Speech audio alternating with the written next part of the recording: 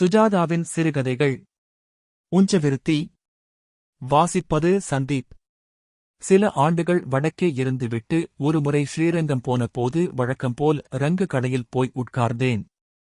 ரங்கு அன்று கண்ட மேனிக்கு அழிவில்லாமல் அப்படியே இருந்தான். புதுசாக கூலிங் கிளாஸ் போட்டிருந்தான். ஆண்டாளின் பையன் அமெரிக்காவில் இருக்கிறா நன பாட்சாவோ யாரோ அவன் கொடுத்ததாம். வழக்கம்போல் தம்பு, சீது போன்றவர்கள் வந்து அரசியலையும் சினிமாவையும் அலசினார்கள். தம்பு தேவகாந்தாருக்கும் ஆரபிக்கும் வித்தியாசம் என்னவென்று பாடிக் காட்டினான். சீது யாருக்கு முட்டை கடுதாசி எழுதலாம் என்று யோசித்துக் கொண்டிருந்தான். நீ எப்ப வந்தே என்று கேட்டான் ரங்கு. நேத்திக்குதான். கொஞ்ச நாள் இருப்பியா? ஒரு மாசம் இருக்கலாம்னு ஆன்யுவல் லீவ்ல வந்திருக்கேன். நீ ஏர்போர்ட்ஸ்லதான இருக்கே? ஏர்போர்ட்ல பிளேன் எல்லாம் ஓட்டுவியாமே? பாகிஸ்தான் மேல நீதான் பாம் போட்டதா பேசிக்கிறாகு. ரங்கா, பாரு, சரியா புரிஞ்சுக்கோ. நான் இருக்கறது ஏர்போர்ட். டெல்லில சப்தர்ஜன்னு பேரு பவுண்டு விமான நிலையம். நீ சொல்றது ஏர்போர்ஸ். அது பாலங்கிற இடத்தில் இருக்கு. ரெண்டும் ஒண்ணுதானேயு? இல்லையு.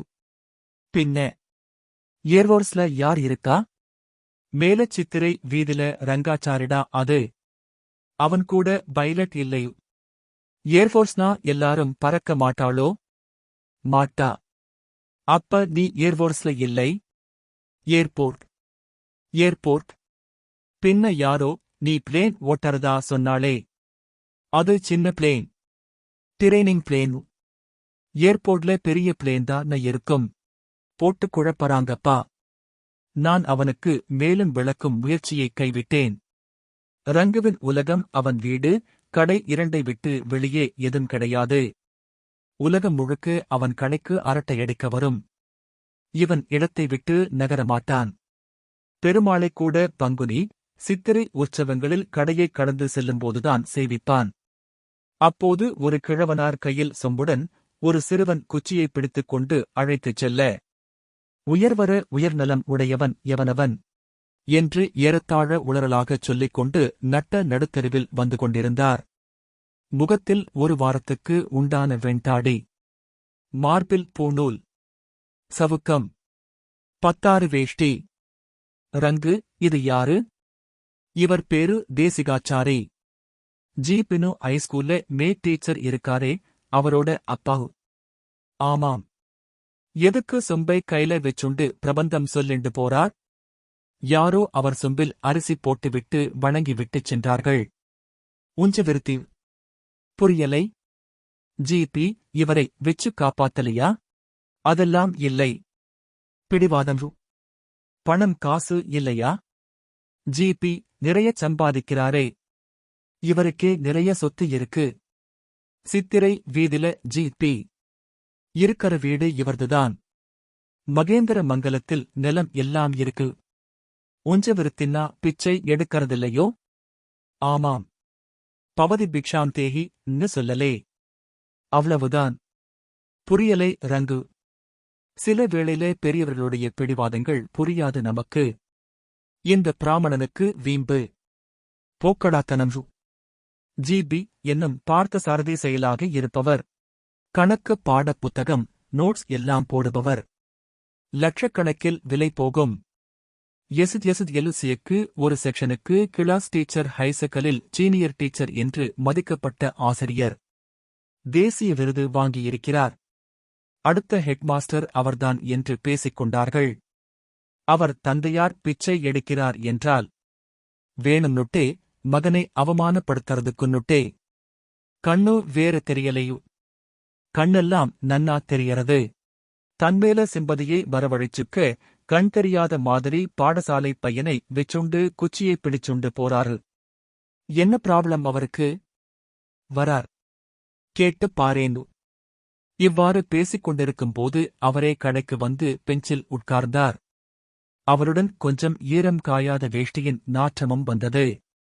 எதையோ வாயிலே மென்று கொண்டிருந்தார். கிட்ட பார்க்கையில் ஆரோக்கியமாகத்தான் இருந்தார். நல்ல மூங்கில் கம்பு.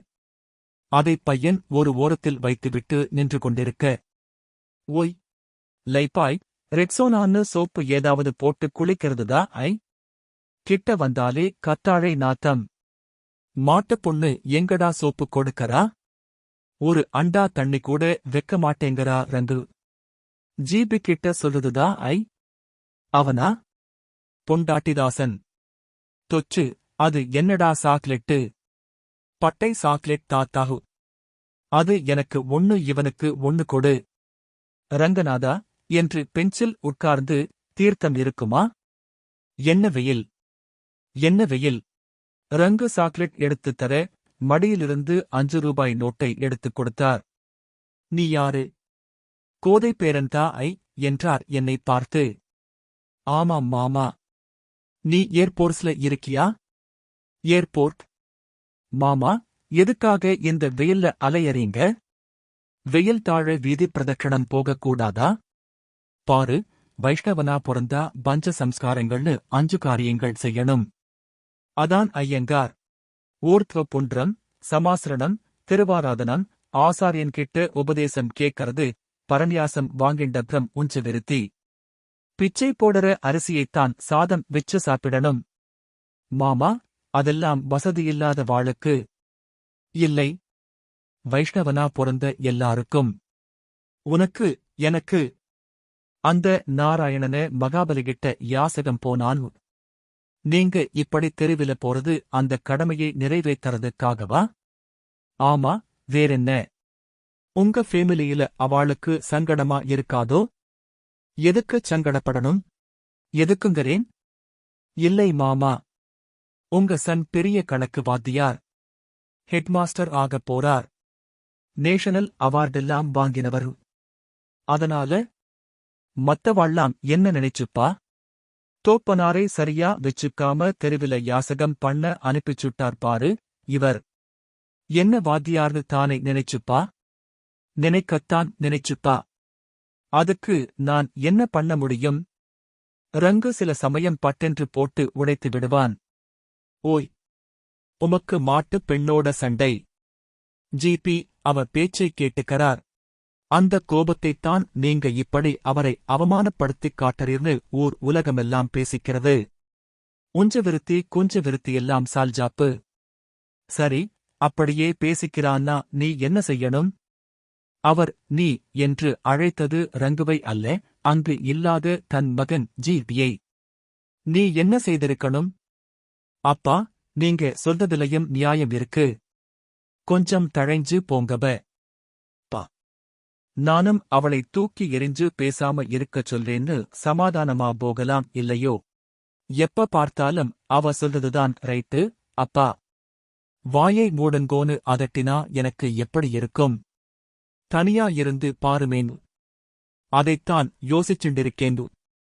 இப்ப வீட்ல சாப்பிடறதில்லையா? 2 தளிகை.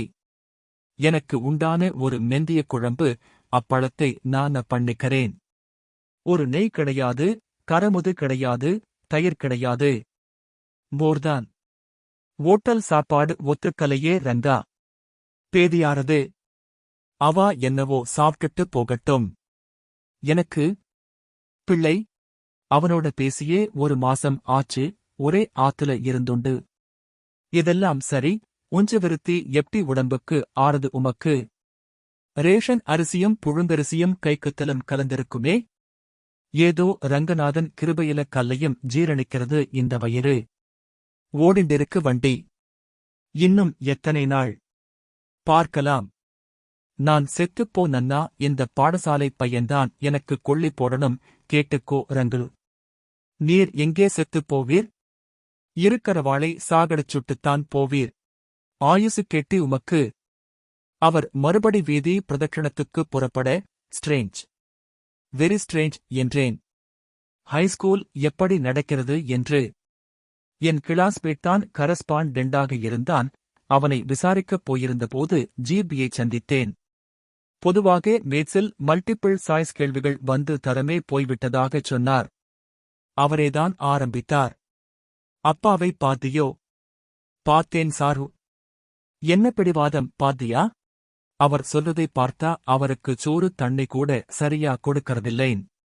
அப்படியா சொன்னார்? ஒரு நாள் எங்காத்துக்கு வந்து மாமியை சந்திச்சு கேட்டுப் பாரு. என் அப்பாதான். இல்லேங் கலை. ஆனா அவர் கார்த்தாலே எழுந்திருக்கறதிலிருந்து பண்ற அட்டகாசம். எனக்கு 4 பொண்ணு. 4 நன்னா படிக்கறதுகள். அதுகளை படிக்க விடாம சத்தமா பாராயணம் பண்ணிண்டு எல்லாரையும் கண்டார. வல்லாரன்னு திட்டிண்டு கோமணத்தோட புழக்கடையில அலைஞ்சுண்டு. தனி வீடு பார்த்துக் கொடுத்துருதுதா போக மாட்டேங்கிறாரே. என் வீடு நான் தான் இருப்பேன் கரார். சரி நீங்க போய்ட்டறதுதான் யோசிச்சுண்டிருக்கேன். வாடகை கொடுத்து மாளுமா? அவர்கிட்ட பணம் இருக்கில்லே? இருக்கு. என்ன வச்சிருக்கார்னு காட்ட மாட்டார். வக்கீலை கூப்பிட்டு 4 தடவை வில்லை மாத்தி மாத்தி எழுதிட்டார். சீரங்கம்னு ஒரு பேத்தி மேல கொஞ்சம் பிரியம். அதுங்கிட்ட ஏதோ சொல்லிண்டிருக்கார். உங்க யாருக்குமே நன்னி கிடையாது. தொச்சுக்குத்தான் எல்லாம்னு உங்கம்மா கிட்ட சொல்லிடு. தொச்சுங்கிறது பாடசாலை பையன். அவரை கார்த்தால கம்பு பிடிச்சு அழைச்சுண்டு போறா அவன். கேக்கறதுக்கு நன்னாவா இருக்கு? எதுக்கு கிழத்துக்கு நான் சிசுருஷை பண்ணணுங்கிறா என்னாம்டையா? நான் தான் அவளை சமாதானப்படுத்தி வைக்கிறேன். அப்படியெல்லாம் செய்ய மாட்டார். கோபத்தில ஏதோ சொல்றார்னு. அவ சொல்றது நியாயம்தாலனை? தானே தளி பண்றதா? அதெல்லாம் வெட்டிப் பேச்சு. ஆடிக்கொரு தடவை அமாவாசைக்கு ஒரு தடவை தளி பண்ற உள்ளை மாடு கண்ணு போட்ட இடம் மாதிரி பண்ணிட்டு போவார். என் அப்பாவா இருந்தாலும் இந்த மாதிரி ஒரு பிடிவாதம் புடிச்ச கிழவனை நான் பார்த்ததில்லை. ஓவோ ஒரோய் தொலைஞ்சாலும் பரவாயில்லைன்னு சில சமயம் அவ்வளவு வெறுப்பேத்தறாரு. அவருக்கு என்ன வேணுமாம்? ஏதாவது மனசுல குறை வெச்சுண்டு இருக்கலாம். ஒரு இன்சொல், ஒரு பரிவு. அல்லது தாத்தா எப்படி இருக்கே நு பேத்திகள் கேட்டாலே போருமா இருக்கலாம். உங்க மனைவியும் அப்பா எப்படி இருக்கீங்க? கண்ணுக்கு மருந்து போடட்டுமான்னு ஏதாவது கேட்கலாமு. அதெல்லாம் ஒரு புண்ணாக்கும் இல்லை. நீ வேணா சீதா கூட பேசிப்பாரு. நான் சொன்னது பாதிதான். அவ ஆங்கிள்ல பார்த்தா கதை ரொம்ப கடுமையா இருக்கும். டெல்லிக்குப் போறதுக்கு முன்னாடி ஒரு தடவை சாப்பிடவா எங்காத்துக்கு போயிருந்தேன். 4 பெண்கள் 15, 13, 10, 8 என்று அலைந்தன. எனக்கு முன்னால் ஸ்டூல் போட்டு தீர்த்தம் எல்லாம் பதவிசாக கொண்டு வந்து கொடுத்தார்கள். எனக்காக மாமி ஜவ்வரிசி பாயசம் பண்ணியிருந்தாள். சமையல் எல்லாம் சூப்பராக இருந்தது. நான் சென்றபோது கிழவர் வாசல் திண்ணையில் காலை அகட்டி உட்கார்ந்து கொண்டு பனை விசிறியால் கீழே விசிறிக் கொண்டிருந்தார். நெற்றி சுருங்கி விரோதமாக பார்த்துக் கொண்டிருந்தார். இருக்கிறவனுக்கு ஒரு வேப்பம்பூ சாத்துமதி கிடையாது. வரவா போற வாளுக்கெல்லாம் பால் பாயசம். கேக் கரவா கிடையாது இந்தாத்துல என்றார். வாங்களேன் மாமா. உங்காம்தானா? வாங்கோ, பாயசம் சாப்பிடலாம் என்றேன். இந்தாத்திலையா? ஒரு திருஸ்தன் கூட எடுத்துக்க மாட்டேன். வாத்தியார் ஜி.பியின் மனைவி வெளிப்படையாக பேசினாள். எவ்வளவு தூரம் பொறுத்துக்கிறது? பொறுத்துப் போனு இவர் பாட்டுக்கு சொல்லிட்டு பள்ளிக்கூடம் போயிட்டரார். 24 மணி நேரமும் இவர் கூட மல்லு கட்ட வேண்டியிருக்கு. 2 பொன் வயசுக்கு வந்துட்டா. அவா முன்னாலேயே கோமணத்தை அவுத்துக் கட்டிக்கரேர். ரெங்கராஜுவை கூப்பிட்டு திண்ணையில உட்காந்துண்டு சர்வாங்க க்ஷவரம் பண்ணிக்கரேர். சாக்லெட்டு பப்பர்மிட்டுன்னு வாங்கி ஒளிச்சு வச்சுக்கரேர்.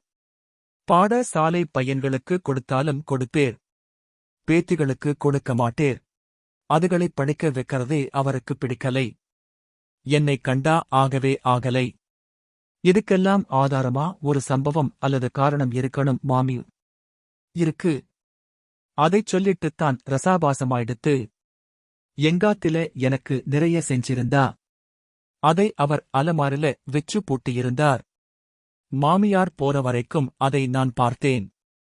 பண்டிகை நாளில் என்னை எடுத்துப் போட்டுக்கச் சொல்வா. மாமியார் தங்கமான மனுஷி.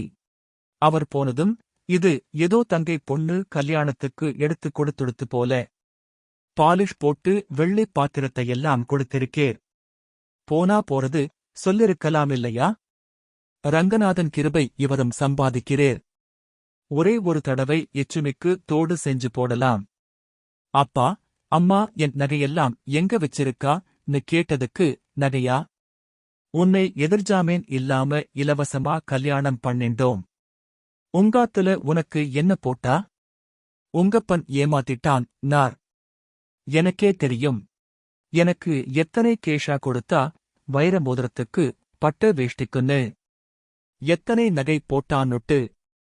அதை எடுத்துச் சொன்னப்ப எல்லாம் கவரினார். இதை அப்பவே சொல்லியிருக்கிறது நை இன். இவ்வளவுதாம்பா கேட்டேன். அதிலிருந்து என் மேலையும் என் பெண்கள் மேலையும் வெறுப்புன்னா வெறுப்பு, அப்படிப்பட்ட வெறுப்பு. நின்னா குத்தம், உட்கார்ந்தா குத்தம். இந்தச் சம்பாஷணை முழுவதும் அவருக்குக்கா திருக்க வேண்டும். திண்ணையிலிருந்து சத்தம் போட்டார். எல்லாத்தையும் சொன்னியே, உன் நகை அத்தனையும் சப்ஜாடா நான் திருப்பித் தந்ததைச் சொன்னியா? இவள் மொத்தத்தில கால்பாகம் கூட திரும்ப வரலைப்பா. ரெட்டை வடம் சங்கிலி என்ன ஆச்சு? பச்சைக்கல் தோடு என்னாச்சு? பேசரி என்னாச்சு? ஒட்டியானம், நாகக்கொத்து என்ன ஆச்சு? வங்கி என்னாச்சு? என்றாள். பச்சை பொய். உங்களுக்கெல்லாம் என் கெட்ட குணம் மட்டும்தான் தெரியும். நல்ல குணம் எதும் கண்ணுக்கே தெரியாது. இவள் சன்னமாக, நல்லது ஏதாவது இருந்தா சொல்லுங்கப்பா எனறாள். நான் இந்தச் சண்டை ஓயாது என்று புறப்பட்டு வந்துவிட்டேன். என் சமாதான முயற்சிகள் அத்தோடு முடிந்தன. அடுத்த வாரம் புறக்கடையில் பாசி வழுக்கி விழுந்துவிட்டார் கிழவர். தொடை எலும்பும் இடுப்பிலும் முறிந்து போய் ஜி.பி. அவரை புத்தூருக்கு அழைத்துப் போக, அங்கே இன்னமும் சீரியஸாகி, அப்புறம் தில்லை நகரில் அவரை அட்மிட் பண்ணி, மாற்றி மாற்றி வாத்தியாரும் மாமியும் 15 தினம் அவருக்கு வேளா வேளைக்கு சாப்பாடு எடுத்துக் கொண்டு போய், ரொம்ப கஷ்டப்பட்டுத்தான் நான் ஊருக்கு கிளம்பும் முதல் நாள்தான் இறந்து போனார். இத்தனை பாடுபட்டதுக்கு ஜி.பிக்கோ மனைவிக்கோ பேத்திகளுக்கோ எந்தவித பயனும் இல்லை. சொத்து முழுவதையும் தொச்சு என்கிற துரைசாமியின் பேரில் எழுதி வைத்துவிட்டு, அவன் மேஜராகும் வரை பவுண்டு 18 வயசு வரும் வரையில் வக்கீலை அந்தச் சொத்துக்கு கார்டியனாகப் போட்டு 18ஆம் வயதில் அந்தச் சொத்து அவன் படிப்புக்கும் பராமரிப்புக்கும் போக வேண்டும் என்று எழுதி வைத்திருந்தார். பாடி எடுக்கும் முன் திக்கம் விசாரிக்க அவர் வீட்டுக்குப் போய் திண்ணையில் சற்று மிளனமாக உட்கார்ந்திருந்தேன். உள்ளே பேத்தி ஒருத்தி மட்டும் தாத்தா என்று அழுது கொண்டிருந்தது.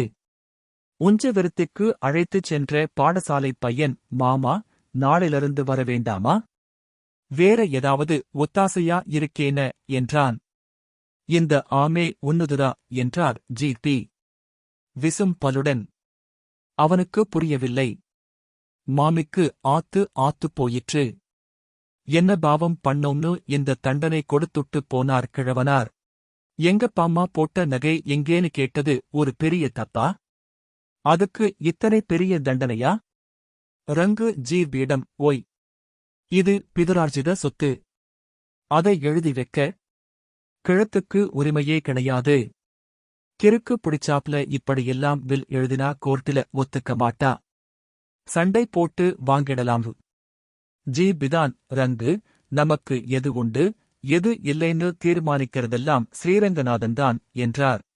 அதன்பின் நான் அலகாபாத் போய்விட்டு கல்கத்தா, டெல்லி, அல்மோரா, பதான்கோட், கொலம்போ என்று சுற்றிவிட்டு 6 வருஷம் கழித்துதான் ஸ்ரீரங்கம் திரும்ப முடிந்தது. ரங்குவை முதல் காரியமாக விசாரித்தேன். ஜி.பி. வாத்தியார் என்ன ஆனார் ரங்கு? ஏன் கேக்கரே? ஸ்கூல்ல புதுசா ஹெட்மாஸ்டரை நியமனம் பண்ணிட்டா. 2 பேருக்கும் ஆகலை. நோட்ஸ் போடக்கூடாதுன்னு தடை பண்ணிட்டா. கோபிச்சுண்டு ரிசைன் பண்ணிட்டேர். மணச்சநல்லூர்ல போய் சேர்ந்தேர். அங்கேயும் சரிப்பட்டு வரலை. சம்பளம் சரியா வரலை. அதுக்கப்புறம் நோட்ஸ் போட்டு விக்கிறதும் பாழா போச்சு. இவர் போட்ட நோட்ஸையே காப்பி அடிச்சு இன்னொருத்தன் போட்டு அரை விலைக்கு வித்தான். அவன் மேல கேஸ் போடறேன்னு வக்கீல்கள்ட்ட காசு நிறைய விட்டேர். ஏறக்குறைய பாப்பர் 6 வந்துட்டேர். சொத்தும் இல்லை. பத்ரிக்கு போ நேன்னு காலை ஓடிச்சுண்டேர். மனசொடிஞ்சு போயிட்டேர். அப்ரம் என்று ரங்கு பேச்சை நிறுத்தினான். நான் சன்னமாக, ஏதாவது விபரீதமா ரங்கு என்றேன். அதை ஏன் கேக்கரே? கடைசியா ரங்கநாதன் கண்ணை திறந்துட்டார். எப்படி? மூத்த பொண்ணு எச்சுமி இருக்கு பாரு, தொச்சுவை கல்யாணம் பண்ணிண்டெடுத்து. எல்லாம் சரியா போயிட்டுத்து. உஞ்சவிருத்தி தேசிகாச்சாரி சொத்து மறுபடி ஃபேமிலிக்கே வந்துடுத்து. அந்தப் பையன் அதிகம் படிச்சிருந்தானா? 8ஆம் கிளாஸ்க்கு மேல படிப்பு ஏறலை. இந்தப் பொண்ணு எமுசேஜேயு. நான் வியப்புடன் எப்படி கல்யாணம் பண்ணிக்க சம்மதிச்சது அந்தப் பொண்ணு? ஃபேமிலிக்காக தியாகமா? அதெல்லாம் இல்லை, காதல் என்றான் ரங்கு. இந்த வாசிப்பை கேட்டதற்கு நன்றி.